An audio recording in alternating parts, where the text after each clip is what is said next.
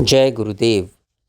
घनीभूत वासनाओं से अभिभूत हुआ चित्त ही चित्त कहलाता है, क्योंकि वही पुनर्जन्म का कारण होता है। वासनाओं से रहित विशुद्ध चित्त पुनर्जन्म का कारण नहीं हो सकता। जैसे भुने हुए चने से अथवा पत्थर से कोई अंकुर पैदा नहीं हो सकता, ऐसे वासना शून्य चित्त को चित्त नहीं सत्व कहा जाता है, जो केवल जीवन मुक्त ज्ञानियों में ही होता है। जैसे भुना चना खाने तथा पेट भरने का काम करता है, वैसे ही निर्वीय वासना शून्य सत्व नामक चित्त ज्ञानी के शारीरिक क्रियाकलापों का निर्वाह मात्र करता रहता है। जीवन मुक्तों में जब यह सत्व भी नहीं रहता, तब उनका शरीर पंचभूतों में वैसे ही विलीन हो जाता है, जैसे सूर्य के ताप से पिघलकर अथवा सागर में गिरकर बर्फ या ओले जल रूप ही हो जाते हैं।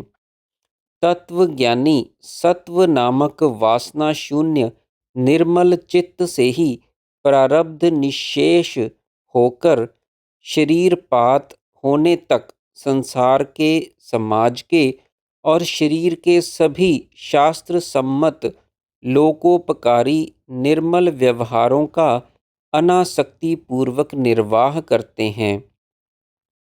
यही वह सर्वस्व त्याग है जिससे समस्त कष्टों का सर्वथा निवारण होकर अक्षय अनंत आनंद पूर्ण परम पद प्राप्त होता है।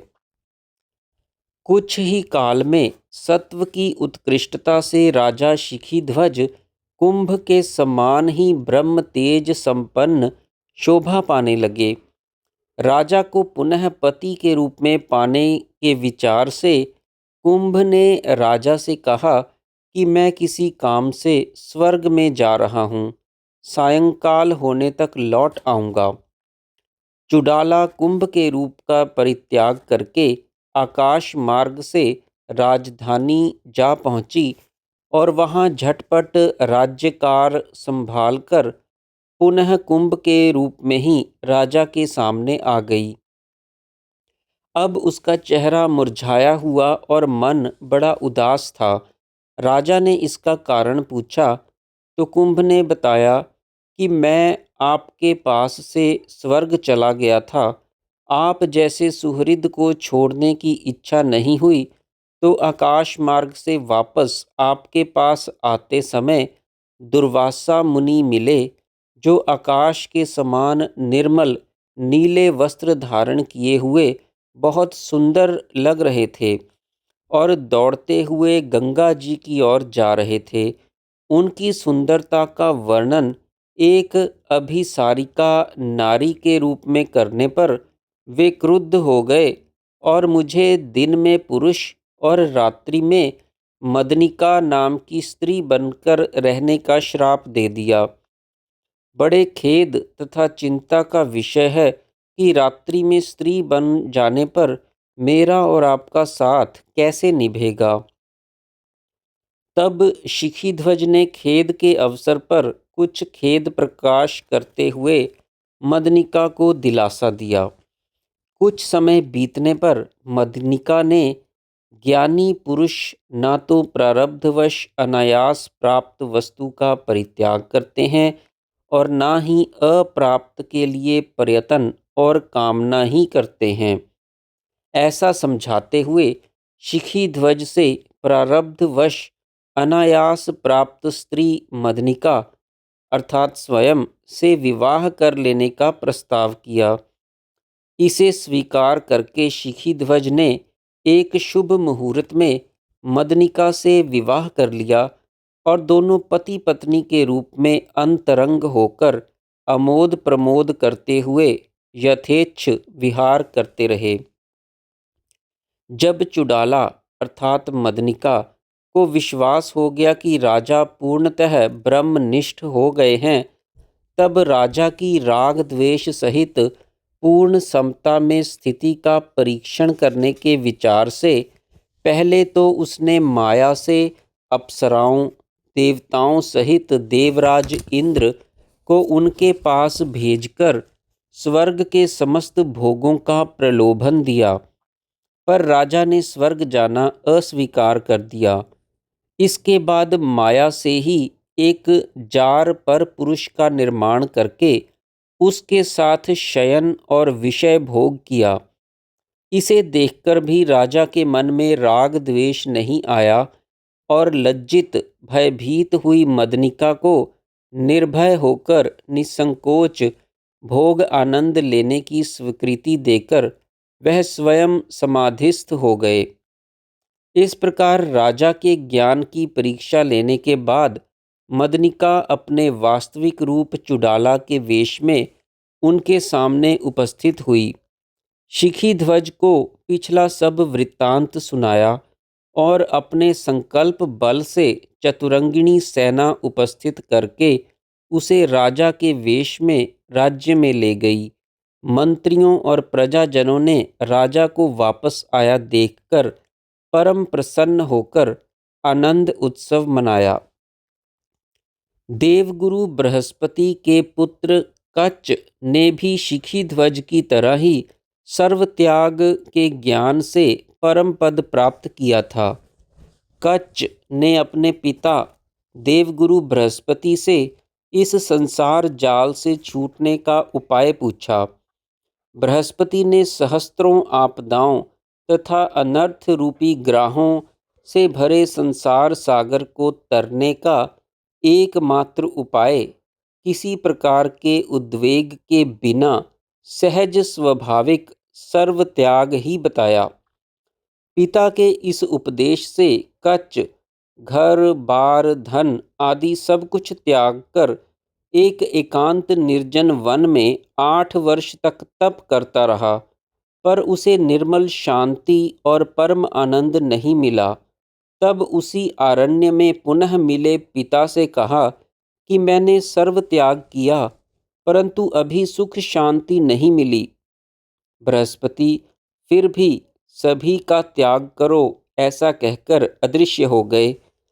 तब कच्च ने शरीर के वस्त्रों को भी त्याग दिया। शैया कुटिया आदि का परित्याग कर शीत घाम वर्षा तूफान में दिगंबर होकर घूमने से उनका शरीर श्वास मात्र अवशिष्ट एवं सुन्न काष्ठवत हो गया और मन अत्यंत खिन्न रहने लगा। तब एक जंगल में भ्रमण करते हुए उसने पुनः अपने पिता के दर्शन किए और प्रणाम आदर सत्कार के बाद निवेदन किया कि मैंने वस्त्र कुटिया कंधा आसन दंड कमंडल सभी कुछ त्याग दिया, पर परम पद की स्थिति नहीं हुई। अब मैं क्या करूं? बृहस्पति जी ने कहा कि सर्वज्ञ लोग चित्त को ही सब कुछ बताते हैं और इसी के त्याग को सर्व त्याग कहते हैं। अतः तुम इस चित्त को त्याग कर परम पद में स्थित हो जाओ। ऐसा कहकर वे तुरंत आकाश में उड़ गए। तब कच्च पुनः सब खेद त्याग कर चित्त की खोज करने लगा ताकि उसका त्याग करके परम पद में स्थित हो सके। अपने पूरे शरीर में खोजते हुए उसने शरीर को तो जड़ निरपराध पाया, परंतु चित्त उसे कहीं भी नहीं मिला। अतः उसने पिता के पास स्वर्ग में जाकर उनसे पूछा, हे भगवन, चित्त क्या है, कहाँ है और इसका स्वरूप क्या है? यह सब बताने की कृपा कीजिए ताकि मैं उसका त्याग कर परम पद में स्थित हो सकूं। बृहस्पति जी ने बताया, चित्त तत्वज्ञ महानुभाव प्राणी के भीतर अहम भाव अर्थात अहंकार को ही चित्त बताते हैं। इसका त्याग फूलों को मसलने और नेत्रों के खोलने से भी सुगम है, अतः इसके त्याग में कोई क्लेश नहीं है। यह कैसे? सुनो। जो वस्तु केवल अज्ञान से ही उत्पन्न होती है, ज्ञान से उसका नाश हो जाता है। जैसे मिथ्या भ्रम कोई सत्य पदार्थ नहीं होता, वैसे ही वास्तव में अहंकार अथवा चित्त भी कोई सत्य पदार्थ नहीं है। जैसे भ्रम से रस्सी में सर्प, सीपी में चांदी, मरुभूमि में जल और बालक को शून्य में भूत बेताल दिखाई पड़ते हैं, वैसे ही अज्ञान से अहंकार भी दिखाई पड़ता है। यह अज्ञान के समय प्रतीत होने से सत्य और ज्ञान होने पर प्रतीत ना होने से असत है। एकमात्र सत्य तो आदि अंत रहित, सर्वथा निर्मल, आकाश से भी अधिक स्वच्छ, सर्वानुभव रूप परब्रह्म चैतन्य घन परमात्मा ही है। एकमात्र परमात्म चैतन्य ही सागर में लहरों की भांति इन सब रूपों में स्फुरित हो रहा है। देश काल से परिमित, परिच्छिन्न और दृढ़ हुए मैं देह आदि हूँ, इस मिथ्या भ्रांत विश्वास को त्याग कर तुम सच्चिदानंद घन परब्रह्म परमात्मा में स्थित हो जाओ। इस उपदेश से कच्छ ने मिथ्या भ्रम रूप अहंकार को त्याग कर परम पद पा लिया। अज्ञान मूलक जड़ चेतन की ग्रंथि रूप अहंकार के त्याग से आत्मा और परमात्मा एक रूप हो जाते हैं। यह मायामय संपूर्ण त्रिलोक अज्ञान से ही सत्य सा दिखाई पड़ता है, परंतु ज्ञान से यह सब ब्रह्म रूप ही है। अत्यंत घनीभूत प्रबल संसार की माया का पार पाना यद्यपि अत्यंत कठिन है, फिर भी परमात्मा के यथार्थ ज्ञान से सूर्य से अंधकार के समान यह माया तुरंत नष्ट हो जाती है। जय गुरुदेव।